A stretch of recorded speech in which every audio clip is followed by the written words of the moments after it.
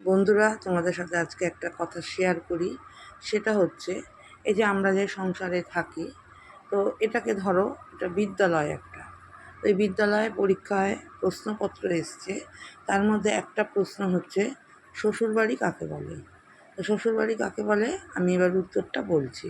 তো আমরা ছোটোবেলা থেকে যেই বাড়িটায় বড় হয়েছি, সেই বাড়ির মায়া, সেই বাড়ির লোকের মায়া সব কিছু ত্যাগ করে আমরা নতুন একটা লোকের হাত ধরে একটা নতুন বাড়িতে চলে আসি। তো সেই বাড়িতে আসার পরে বুঝতে পারি যে তুমি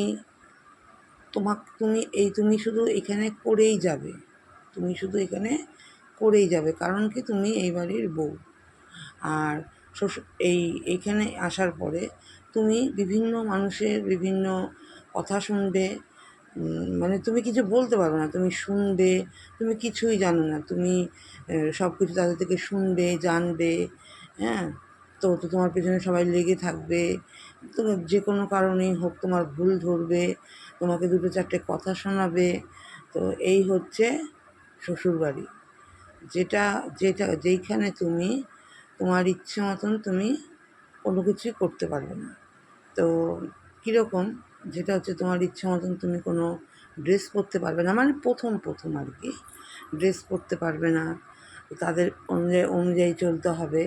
তো তারপরে তুমি এইখানে এসছো, তুমি এই বাড়ির, তোমাকেই সব কিছু করতে হবে, কারণ কি, তুমি এই বাড়ির বউ।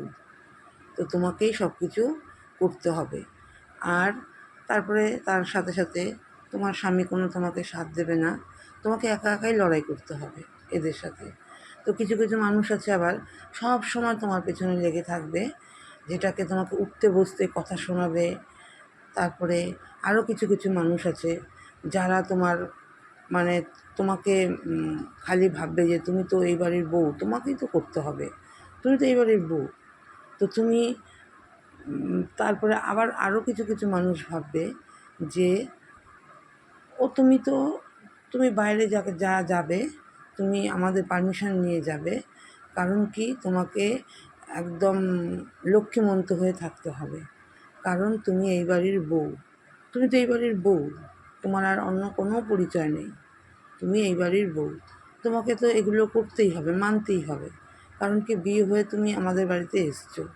আর তারপরে এত কিছুর পরেও তোমার স্বামী কিন্তু তোমাকে কোনো সাথ দেবে না, তোমাকে একা একাই চলতে হবে, একা একাই লড়াই করতে হবে।